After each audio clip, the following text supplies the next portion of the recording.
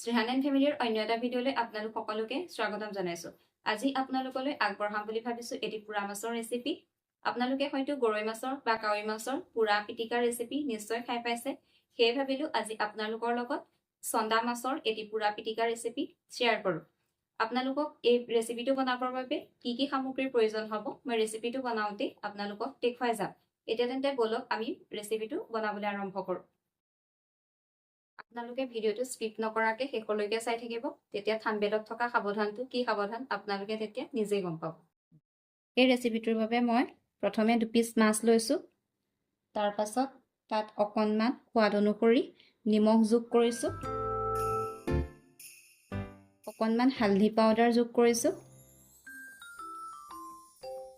ৰংটো ভাল উঠিবৰ বাবে অকণমান কাশ্মীৰী ৰেড চিলি পাউডাৰ যোগ কৰিছোঁ। আপোনালোকে কাশ্মীৰী ৰেড চিলি পাউডাৰ স্কিপো কৰিব পাৰে। অকণমান সৰিয়হৰ তেল যোগ কৰিছোঁ, এচামুচৰ জোখত দিছোঁ সৰিয়হৰ তেল।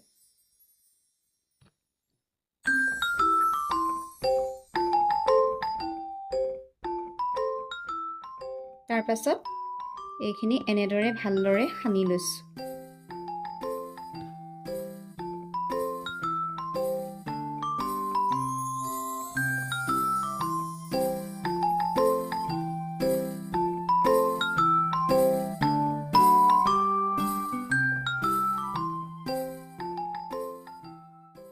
মাছ কেইপিচ মই জুইত পুৰা আগতে এনেধৰণৰ এখনৰ ওপৰত এনেদৰে দি লৈছোঁ। তাৰ পাছত গেছটো মিডিয়াম জুইত দি পেলাই মই এনেদৰে এখন পাতি দিছোঁ।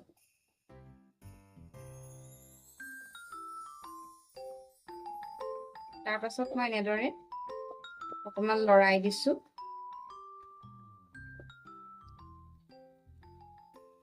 আপোনালোকে এনেদৰে ঘনাই লৰাই থাকিব, নহ'লে মাছ কেইপিচ জ্বলি যোৱা চান্স থাকে।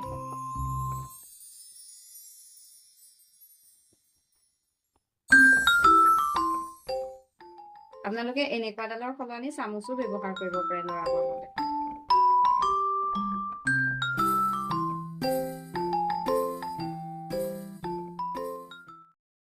আপোনালোকে এনেদৰে মাছ কেইপিচ ঘনাই লৰাই থাকিব, নহ'লে মানে জ্বলি যোৱাৰ চান্স থাকে।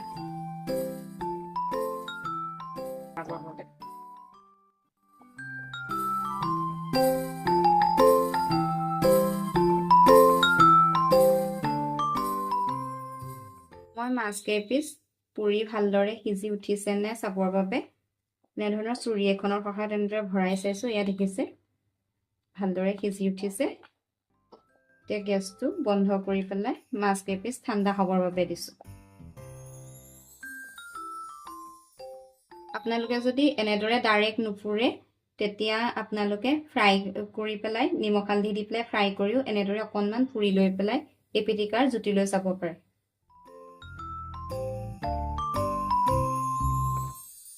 ঠাণ্ডা হোৱাৰ পাছত মই মাছ কেইপিচ এনেদৰে প্লেট এখনলৈ কাঢ়ি লৈছোঁ। তাৰ পাছত মই হাত দুখন ভালদৰে ধুই লৈছোঁ। এয়া আপোনালোকে দেখিছে প্ৰমাণ হিচাপে মোৰ হাত দুখন তিতিয়া আছে।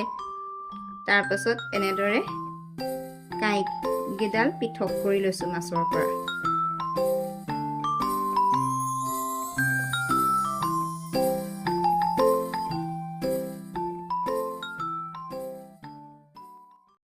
মাছখিনি কাঁইটখিনিৰ পৰা মই এনেদৰে পৃথক কৰি লোৱাৰ পাছত ইয়াত মিহিকৈ কুটা সৰু চাইজৰ এটা পিঁয়াজ যোগ কৰিছোঁ।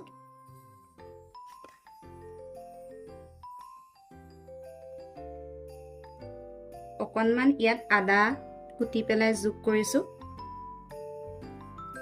অকণমান ধনিয়া পাত যোগ কৰিছোঁ। অকণমান কুটি ৰখা কেঁচা জলকীয়া যোগ কৰিছোঁ। আপোনালোকে যদি জ্বলা খাব নোৱাৰে তেতিয়া কেঁচা জলকীয়া যোগ নকৰিব।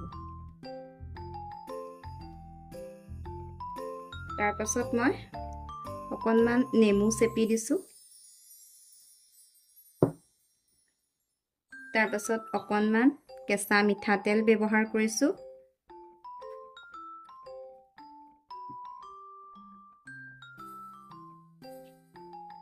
তাৰ পাছত মই এনেদৰে ভালদৰে পিটিকা কৰি লৈছোঁ।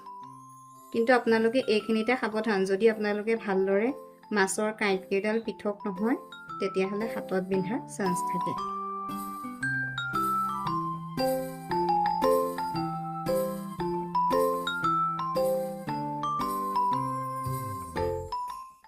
আপোনালোকে এয়া দেখিছে আমাৰ পুৰা মাছৰ পিটিকা ৰেচিপি ৰেডি হৈ উঠিছে। আপোনালোকেও এই ৰেচিপিটো এবাৰ ট্ৰাই কৰি চাব বুলি আশা কৰিলোঁ।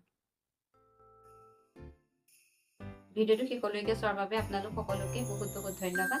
আপোনালোকে যদি ভিডিঅ'টো চাই ভাল পালে লাইক আৰু ছাবস্ক্ৰাইব কৰিবলৈ নাপাহৰিব।